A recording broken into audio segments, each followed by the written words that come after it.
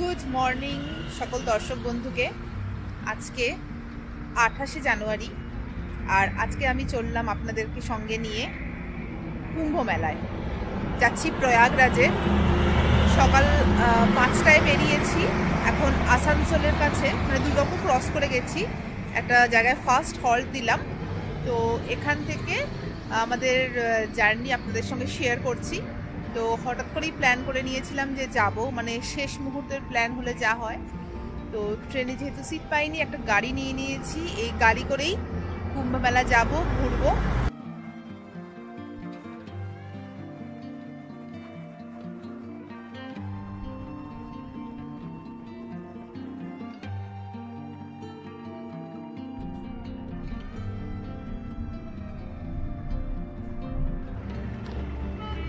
এখন আমি আছি ন্যাশনাল হাইওয়ে 19-এ। এটা NH2টাই না, NH19 হয়ে যাচ্ছে। আর জায়গাটা হচ্ছে ডুমরি। আর এখানে এখনো পর্যন্ত আমি 3টে টোল প্লাজা দিলাম। ডানকুনি টোল প্লাজা বাদ দিয়ে বলছি, কারণ ওখান থেকে ছাড়িনি। আমি গাড়ি ছেড়েছি আমরা ব্যান্ডেল থেকে। তো 3টে টোল প্লাজা ক্রস করলাম। আর এখনো আমাকে 466 কিলোমিটার দেখাচ্ছে প্রয়াগরাজ কুম্ভ মেলা। তো 10 ঘন্টা দেখাচ্ছে, কারণ কিছু জায়গায় প্রচণ্ড জ্যাম, যেরকম ধানবাদের কাছে বেশ জ্যামে পড়ে গেছিলাম। আগামী রাস্তায় একদম জ্যাম জ্যাম জ্যাম দেখাচ্ছে। প্রচুর গাড়ি যাচ্ছে মানে বেঙ্গল থেকে, প্রচুর গাড়ি। হ্যাঁ, পতাকা লাগিয়ে একটা এনভায়রনমেন্টটাই পুরো আলাদা। মানে বেঙ্গল থেকে প্রচুর গাড়ি যাচ্ছে এই রাস্তা দিয়ে। তো সেটা একটা বেশ মনোবল তো আছেই, তার সঙ্গে জ্যামের একটা টেন্ডেন্সি তো থাকবেই। তো সব নিয়ে এগিয়ে চললাম। এখন 11টা বাজে, একটু চা ব্রেক নিচ্ছি, মানে এখানেই লাঞ্চের মতনই করে নিচ্ছি, তারপর যতটা ট্রেনে যাওয়া যায়।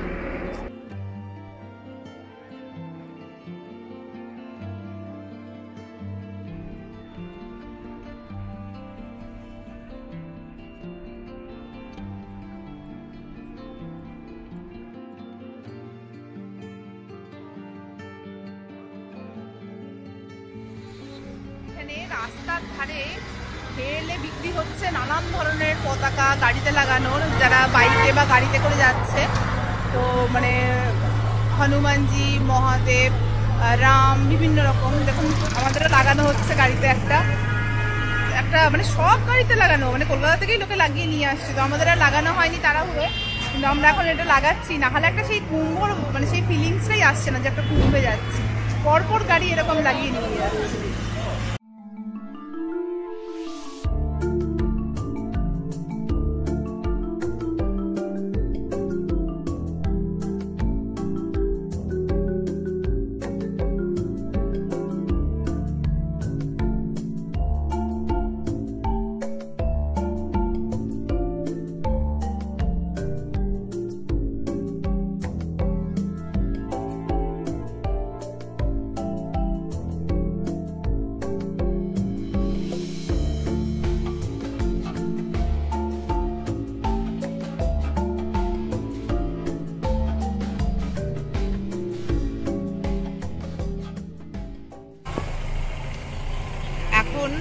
আমাদের আজকে সেকেন্ড বড় জ্যামে আটকে রয়েছি। ঠিক সোন নদীর যে ব্রিজটা আছে গয়া ক্রস করার পরই সেখানে একটা বিশাল জ্যাম, মানে পুরো রেড লাইট দেখিয়ে দিয়েছে ম্যাপে।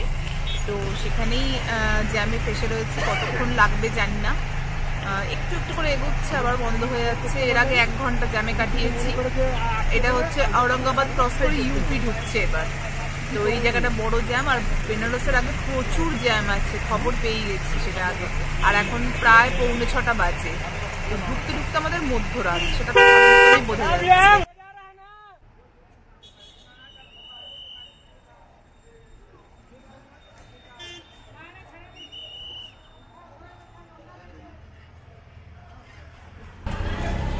কালকে বেরিয়েছিলাম ভোরবেলা, মাঝখানে আপডেট দেওয়া হয়নি। রাস্তায় এত ট্রাফিক যে বিহারে একটা ট্রাফিক জ্যামে সারা রাত প্রায় কেটে যায়। মানে 5:30টায় গিয়ে আটকে যাই, 3টে 3:30 সেটা রিলিজ হয়। তারপরে আবার ভেতর দিয়ে এসে জায়গা আছে, সে মির্জাপুরে এসে দাঁড়িয়েছি। কারণ মেন রোড মানে NH19 যেটা একদম পুরো ব্লক, কোনোভাবেই ঢুকতে দিচ্ছে না। মির্জাপুরের কাছ থেকে বিন্ধ্যাচল হয়ে ঢোকার চেষ্টা করছি, কিন্তু এখনও ভেতরে যেহেতু লোক আছে, আর একটা ডিজাস্টার হয়ে গেছে, যেহেতু আপনারা সবাই নিশ্চয়ই জেনে গেছেন যে ভেতরে অনেক পুণ্যার্থী মারা গেছে পদপিষ্ট হয়ে, তাই জন্য শাহী স্নান বাতিল করে দেওয়া হয়েছে আজকে। মানে বাইরের থেকে ভেতরে আসতে দিচ্ছে না, আর ভেতর থেকে শুধু লোক বার করছে। তবে একটা আশার কথা বলছে যে ভেতর থেকে লোক বেরিয়ে এলে মেবি এখানে এত পুণ্যার্থী আছে তাদেরকে ঢুকতে দেবে। তো আজকেও হাল ছাড়ছি না, আজকেও চেষ্টা করছি যাতে ঢোকা যায়। এখন দুপুরবেলা হয়ে গেছে, সন্ধ্যে অবধি ওয়েট করব। যদি দেখি যে রাত্রের মধ্যে ঢুকতে পেরেছি ভালো, না হলে বাড়ি। আর ওয়েট করা সম্ভব নয়, কারণ এখানে থাকার কোনো অ্যাকোমোডেশন নেই, বাড়িতেই রাত কাটাতে হচ্ছে, সেটা খুব কষ্টকর। আর সেরকম জ্যাম, এরকম জ্যাম আমি আজ পর্যন্ত কখনো কাটাই। আমি এখন মির্জাপুর থেকে একটা অটো নিয়ে নিয়েছি। মির্জাপুর থেকে যেহেতু নো এন্ট্রি করে দিয়েছে বিন্ধ্যাচলের দিকে, প্রচুর গাড়ি দাঁড়িয়ে আছে, ঢুকতে দিচ্ছে না, তো সেজন্য একটা অটো নিলাম। এই অটো আমাকে বিন্ধ্যাচলের মন্দিরে নিয়ে যাবে, বিন্ধ্যাচলের মন্দিরে ঘুরবো, আর তারপর সেখান থেকে বিন্ধ্যাচল স্টেশনে একবার যাওয়ার চেষ্টা করবো, কারণ প্রচুর লোকাল ট্রেন আছে। 1 ঘন্টার মতন সময় লাগবে, প্রায় 88 বা 90 কিলোমিটার মতন রাস্তা আছে প্রয়াগরাজ। তো একবার ট্রাই নেব, যদি হয়ে যায় ভালো, না হলে ফেরত আসতে হবে এইভাবে।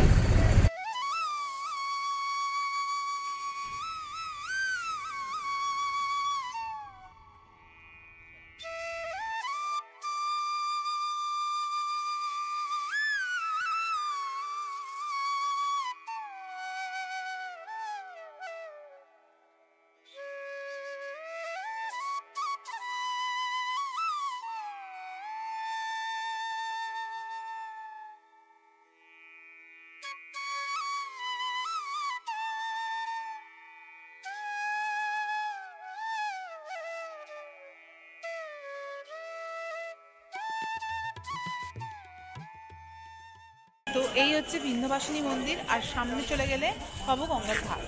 প্রথমে ঘাটে যাব, গিয়ে একটু স্নান টান করা যাক কিনা দেখি, একটু জল টল নিই, তারপরে দর্শন করব। এটা কিন্তু দুপুর 12টা অবধি খোলা থাকে, দুপুর 2টো থেকে সন্ধ্যে 7টা অবধি কিন্তু খোলা থাকে। তো এখন 3টে মতন বাজে, এখন খোলা আছে আর কি।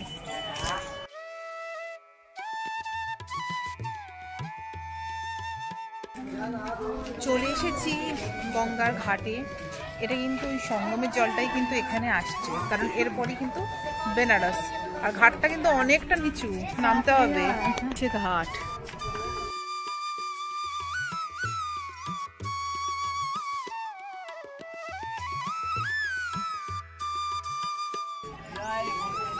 এখানকার গঙ্গাও কিন্তু বেনারসের গঙ্গার মতন, ওপারটা সাদা বালির চর রয়েছে, আর অনেকে দেখছি বোটিং করে ওপারে যাচ্ছেও। তো এখানে চান করার কি সিস্টেম একটু দেখবো। স্নান তো করবো না আজকে, আর হবে না, এখন বেলা হয়ে গেছে। কিন্তু এখানে প্রচুর স্নান টান করার মানে ইয়ে আছে, জায়গা আছে দেখলাম চেঞ্জ করার, আর জল টল নেওয়ারও ব্যবস্থা আছে। অনেক লোক এখানে কিন্তু আজকে, হয়তো প্রয়াগরাজের জন্যই অনেক লোক এখান দিয়েই সবাই ফিরছে।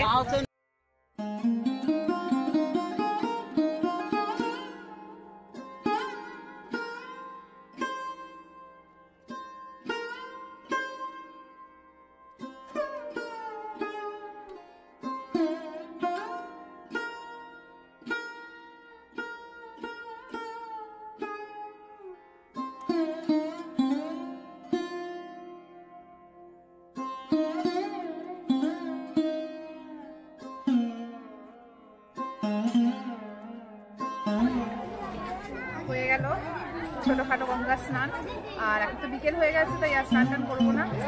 আর গঙ্গা জল কিন্তু খুব ঠান্ডা, তো শীতকাল ঠান্ডা জল দারুণ এক্সপিরিয়েন্স। চান করতে পারলে খুব বেশি ভালো হতো। আচ্ছা, এই যে ঘাট আছে এখানকার বিন্ধ্যাচল মন্দিরের ঠিক একটু সামনেই গঙ্গার ঘাট, ওই যে পতাকাটা দেখা যাচ্ছে নদীর মাঝখানে, ওটা হচ্ছে গঙ্গেশ্বর মহাদেবের মন্দির।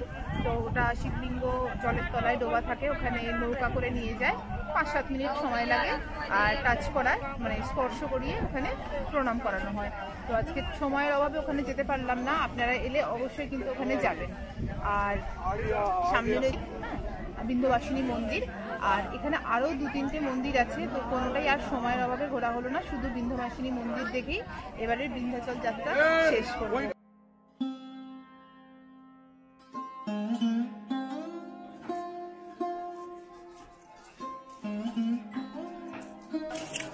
ঢুকছি মন্দিরের ভেতরে, মা বিন্ধ্যবাসিনী মন্দিরের ভেতরে। বেশ একটু হাঁটতে হয় মন্দিরের ভেতরে, কিন্তু খুব সুন্দর জায়গাটা। আর দুধারে প্রচুর খাবারের দোকান, ঠাকুরের পুজোর জিনিসের দোকান এগুলো রয়েছে। আর দূরে হচ্ছে মায়ের মন্দির। তো যাব, দর্শন করব।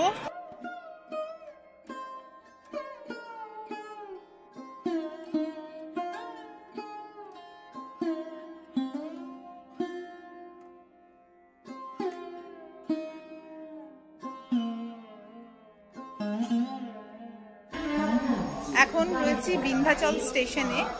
মা বিন্ধ্যবাসিনী মন্দির থেকে ওয়াকিং ডিস্টেন্স 5-6 মিনিট মতন।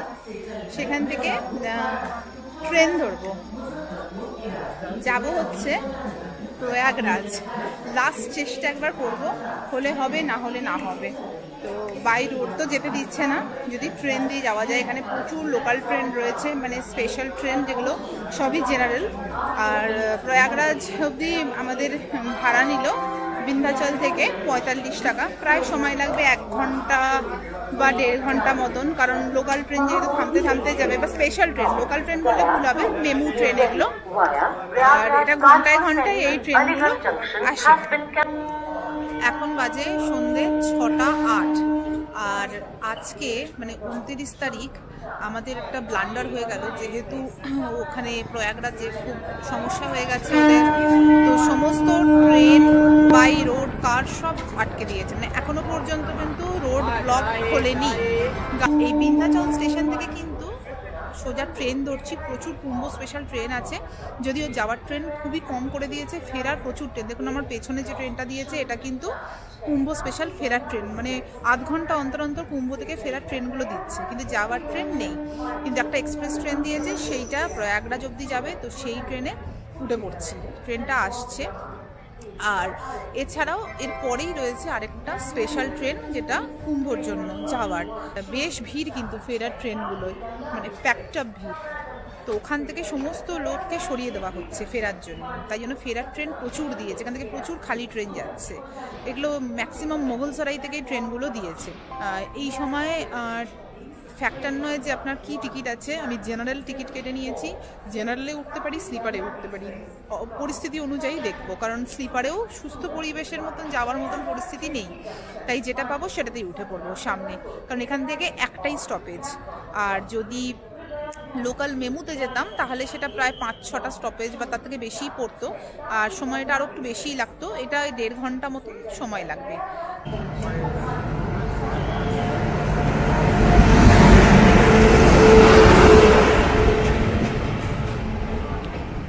চলে এসেছে ট্রেন, এটা সুরাট যায়, ঠিক আছে। এই ট্রেনটা প্রচুর লোক উঠে পড়েছে, আমরাও উঠে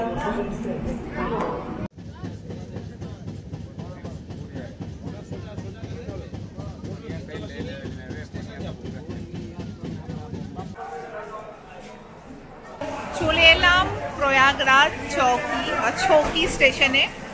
আর একদম এখন ট্রেন যদিও লেট হয়ে গেল, কিন্তু নেমে গেছি মানে ঠাকুর করে। এবার এখানে একদম গম গম করছে পরিবেশ, প্রচুর লোক স্টেশনে।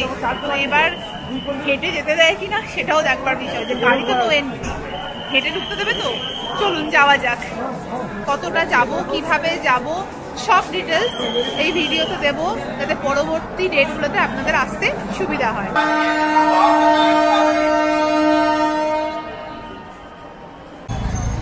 প্রচুর ভিড় এখানে। আর এখানে কিন্তু অটো, টোটো, ফ্রি বাস সার্ভিস এগুলো সবই আছে। ফ্রি বাসটা বেরিয়ে গেল, বেশ ভিড় হয় ওটা। আর বাইক সার্ভিস রয়েছে, বাইক কিন্তু নেগোসিয়েশন করে 400 টাকা একজনের। আর একটা অটো জাস্ট জিজ্ঞাসা করছি কত। এখান থেকে যাবো আরেল ঘাট, কারণ গঙ্গা ক্রস করলে তবে যেতে হবে সঙ্গম। কত বলছে? কত যাবে না, ও যাবে না বলছে। আচ্ছা, এই ছোট ছোট এরকম ভ্যানও কিন্তু রয়েছে। আচ্ছা, উঠে গেছি টোটোতে, অটো যাবে না বললো, টোটো রয়েছে। আমরা যাব হচ্ছে আরেল ঘাটে, আর সেখানে ভিআইপি ঘাট যেটা আছে সেই ভিআইপি ঘাটে। আর টোটো ভাড়া চাইছে প্রতিজন 100 টাকা করে। তো আমরা 6 জন আছি, নেগোসিয়েশন করে 500 টাকায় যাচ্ছি। বেশি দূর হবে না, হয়তো 4-5 কিলোমিটারের মধ্যে ডিস্টেন্স হবে। তো দেখি কতটা হচ্ছে। ফেয়ার প্রাইস তো নয়ই, এটা তো কথাই নয়, 20-30 টাকা হয়তো ভাড়া, কিন্তু এটা তো কিছু করার নেই। এখন যতটা কম টাইমের মধ্যে কাজ সারা যায়, প্লাস হচ্ছে যতটা কম হাঁটা যায়, আবার ফিরতেও হবে।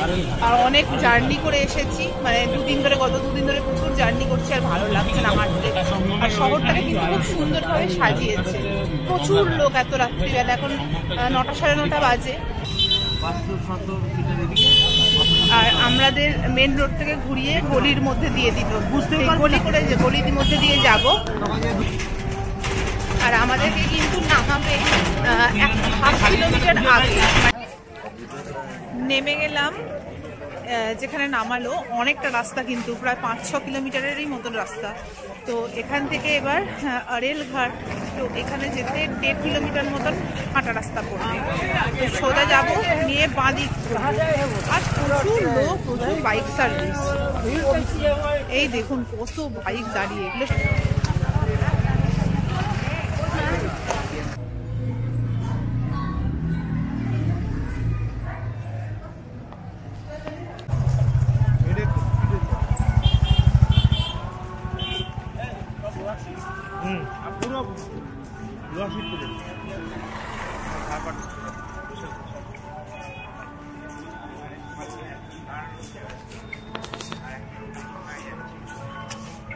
চলে এসছি সেক্টর নাম্বার 24। এটা হচ্ছে সোমেশ্বর ঘাট। আর এরপর বাঁ দিকে গেলে আবার পড়বে হচ্ছে সেলফি পয়েন্ট সেক্টর 24-এর। আর ডান দিকে হচ্ছে টেন্ট সিটি সেক্টর নাম্বার 25, যেটা ভিআইপি। কিন্তু এখন সত্যি কথা বলতে কি আর ভালো লাগছে না অত হাঁটাহাঁটি করতে। 2.5 কিলোমিটার যেতে হবে ভিআইপি ঘাটে, যেটা একদম টেন্ট সিটির শেষে, মানে 25 সেক্টরের শেষে। আর এদিকেও যদি সেলফি পয়েন্টে যাই সেক্টর 24-এ, তো সেটাও 1.5 কিলোমিটার। তো সব ঘাটই ব্যাপারটা একই এখন এত রাত্রিবেলা। যেহেতু ত্রিবেণী সঙ্গমে তো যেতে পারছি না, কারণ পিপাপুলগুলো রাত্রিবেলা বন্ধ করে দেয়। তো এখন এমনি হাঁটবো। আর দুয়ারগুলো দেখাচ্ছি, দেখুন কি সুন্দর। এই দেখুন, এর ভেতর দিয়েও কিন্তু যাওয়া যাবে।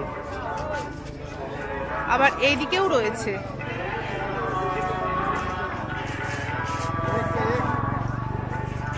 রাত্রি 9:30 বাজে, কত লোক দেখুন।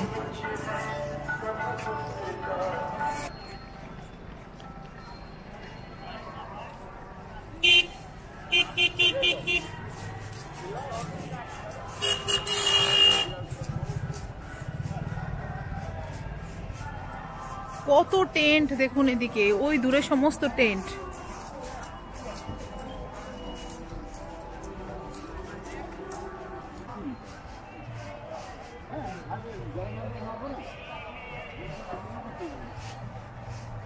গঙ্গার ধারে চলেই এসছি, অনেকটা কিন্তু গঙ্গার ধারটা। আর বালিটা পুরো ঠান্ডা, এখন চান করাটা খুব টাফ। এই ঠান্ডা জলে স্নান, বালিতেই পাটা অসাড় হয়ে যাচ্ছে, এত ঠান্ডা। এখানটা তো দেখা যাচ্ছে না, কাছে নিয়ে গিয়ে দেখাচ্ছি দাঁড়ান। প্রচুর লোক এখানে স্নান করছে।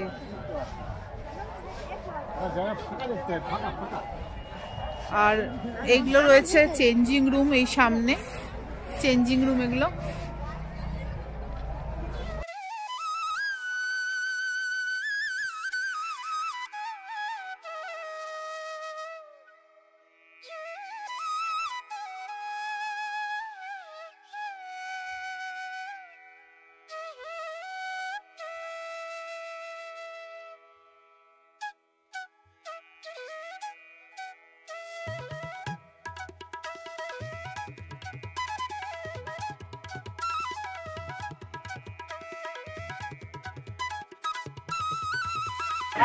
রয়েছি নদীর একদম ধারে, গঙ্গা যমুনা সরস্বতী, এক্স্যাক্টলি এই জায়গাটা কিছু একটা আছে।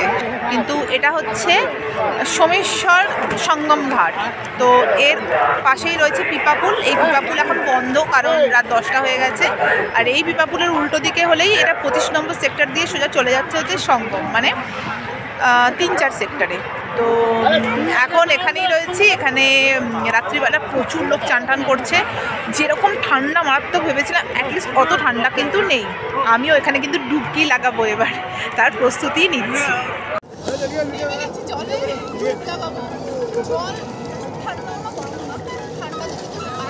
শীতকাল, তাই রাত্রিবেলা একটু ঠান্ডাই লাগছে, কিন্তু একাশরাম হয়ে গেছে জলের সাথে। খুব ঠান্ডা না, খুব আরামদায়ক নয় জিনিসটা। ডুব লাগিয়ে নিই।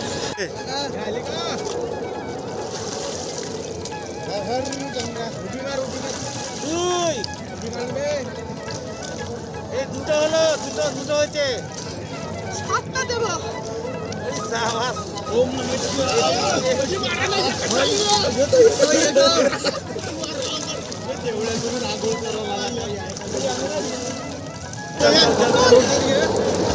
এই নিয়ে নিয়েছি কুম্ভক্ষেত্রের মাটি, মাটি মানে এখানে বালি মাটি, জল থেকে যতটা পেরেছি তুলে নিয়েছি, আর তার সঙ্গে জল, প্রচুর পরিমাণে জল নিয়ে নিয়েছি।